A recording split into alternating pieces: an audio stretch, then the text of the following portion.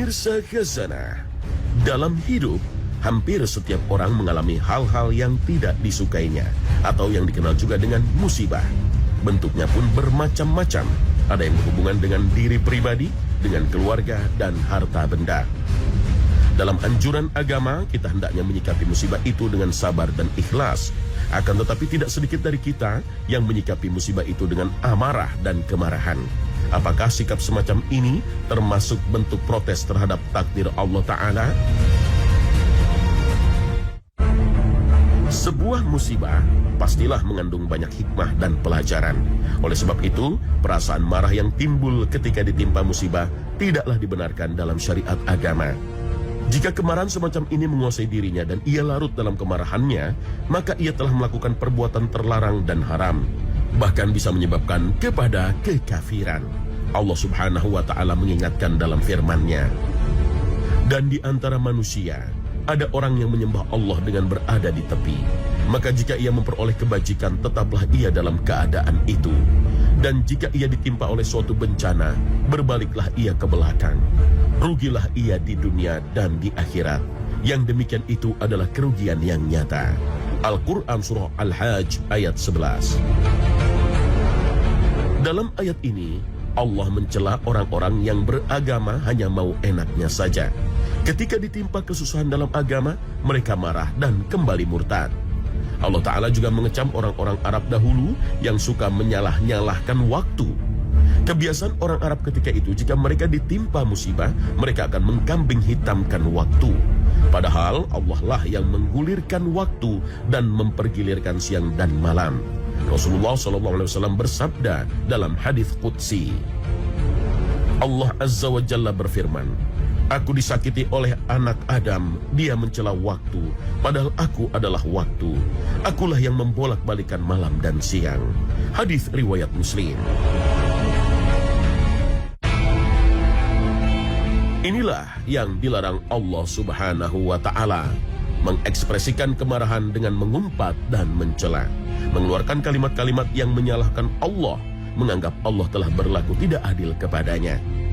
Hal ini tentu sama saja dengan bentuk protes terhadap takdir dan ketentuan Allah Azza wa Jalla.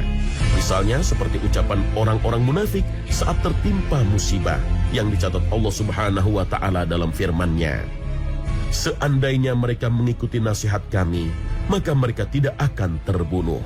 Al-Quran Surah Ali Imran ayat 156. Dalam hal ini Rasulullah SAW telah mengingatkan dalam sabdanya, seorang mukmin yang kuat adalah lebih baik dan lebih dicintai Allah daripada seorang mukmin yang lemah. Dan masing-masing keadaan tersebut terdapat kebaikan. Oleh karena itu maka, bersungguh-sungguhlah kamu dalam perkara yang bermanfaat untukmu. Mohonlah pertolongan kepada Allah dalam meraihnya. Dan jangan kamu lemah. Dan apabila ada sesuatu yang menimpa dirimu, maka janganlah engkau mengatakan seandainya aku melakukan demikian, maka keadaannya akan demikian dan demikian. Akan tetapi katakanlah, qadarullah, ini adalah dari ketetapan Allah. Apa yang dia kehendaki pasti dia lakukan. Karena ucapan seandainya itu membuka amalan setan. Hadis riwayat Muslim. Hadis ini menjelaskan larangan ungkapan seandainya jika dimaksudkan sebagai bentuk protes terhadap takdir. Adapun ekspresi kemarahan dengan tindakan, orang Arab dahulu jika mereka ditimpa musibah kematian sanak saudaranya, mereka akan menampar-nampar pipinya, memukul-mukul kepalanya, hingga merobek-robek bajunya. Perbuatan seperti ini pun kemudian dikecam oleh Rasulullah Sallallahu Alaihi Wasallam. Sebagaimana dalam hadis dari Abdullah bin Mas'ud radhiyallahu anhu, ia berkata, Rasulullah Sallallahu Alaihi Wasallam bersabda, tidak termasuk golongan kami siapa saja yang menampar pipi, merobek saku dan melakukan amalan jahiliyah. Hadis riwayat Bukhari dan Muslim. Perbuatan semacam inilah yang disebut dengan niyahah atau ratapan. Sebuah tindakan yang termasuk dosa besar dan pelakunya diancam dengan siksa yang berat. Karena hal itu termasuk tindakan menyalahkan takdir Allah Subhanahu wa Ta'ala. Abu Malik Al-Ash'ari radhiyallahu anhu menuturkan bahwa Rasulullah Shallallahu Alaihi Wasallam bersabda, 4 hal yang terdapat pada umatku yang termasuk perbuatan jahiliyah yang susah untuk ditinggalkan. Pertama, membangga-banggakan kebesaran leluhur. Kedua, mencela keturunan. Ketiga, mengaitkan turunnya hujan kepada bintang tertentu. Dan keempat, meratapi mayit, niyahah. Lalu beliau bersabda, orang yang melakukan niyahah bila mati sebelum ia bertaubat, maka ia akan dibangkitkan pada hari kiamat, dan ia dikenakan pakaian yang berlumuran dengan cairan tembaga, serta mantel yang bercampur dengan penyakit gatal. Hadis riwayat Muslim.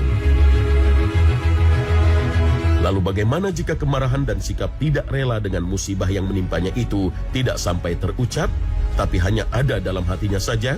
Apakah juga berdosa besar seperti ucapan? Pemirsa Khazanah, larangan menyalahkan takdir Allah Subhanahu wa Ta'ala ini tidak hanya terbatas pada ucapan, bahkan mencakup kemarahan yang membara dalam hati manusia meski tak terucap melalui lisannya. Bahkan bisa jadi kemarahan dalam hati dosanya lebih besar dari kemarahan lisan dan anggota badan lainnya. Sebetulnya, orang yang marah akan ketentuan Allah tidaklah mendapat keuntungan apapun. Musibah yang seharusnya bisa menjadikan berpahala justru berbalik menjadi dosa. Hal itu sama sekali tidak merubah atau meringankan musibah yang dideritanya. Bahkan ia mengalami 2 kali kerugian. Sudah ditimpa musibah, kemudian ditambah dengan dosa. Lalu bagaimana seharusnya? Saat seseorang tertimpa musibah, hendaknya disikapi dengan sabar, menahan diri, tidak menggerutu, tidak mengeluh, baik dengan lisan, perbuatan, maupun di dalam hati. Lebih dari itu, seorang yang tertimpa musibah hendaknya ridha atau ikhlas. Merasa lapang hatinya dengan musibah yang menimpa. Dia betul-betul ridha, seakan-akan tidak terjadi apa-apa. Itu sebabnya para ulama menegaskan bersikap sabar ketika ditimpa musibah hukumnya wajib, sedangkan ridha dan ikhlas merupakan sikap mustahab atau dianjurkan. Selain itu, apapun musibah yang menimpa seseorang, hendaknya bersyukur kepada Allah atas musibah yang menimpa. Inilah sikap tertinggi dalam menyikapi musibah. Sikap seperti inilah yang banyak dicontohkan oleh Nabi SAW.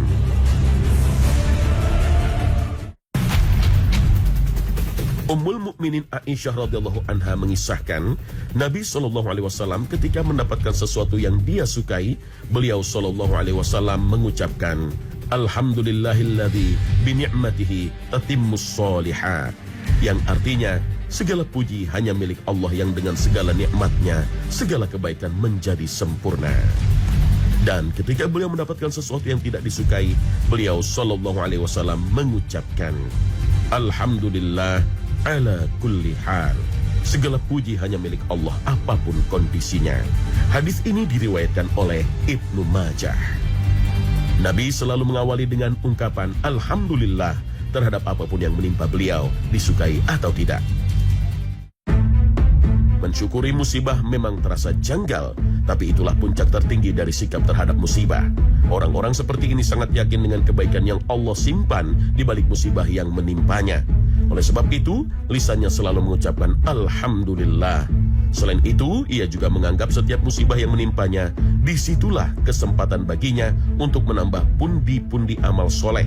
Karena musibah dapat menggugurkan dosa dan mengangkat derajat seseorang.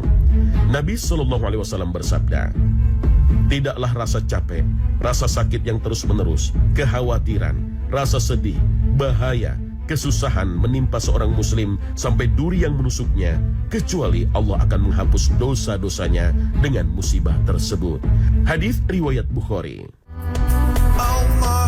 Bahkan sebuah musibah bisa jadi ungkapan cinta Allah kepada hamba-hambanya, sebagaimana sabda Rasulullah SAW yang lainnya. Sesungguhnya pahala terbesar adalah dari ujian terberat.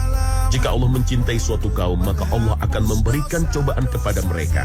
Barang siapa ridha, maka Allah pun ridha, dan barang siapa murka, maka baginya murka Allah. Hadis riwayat Tirmizi.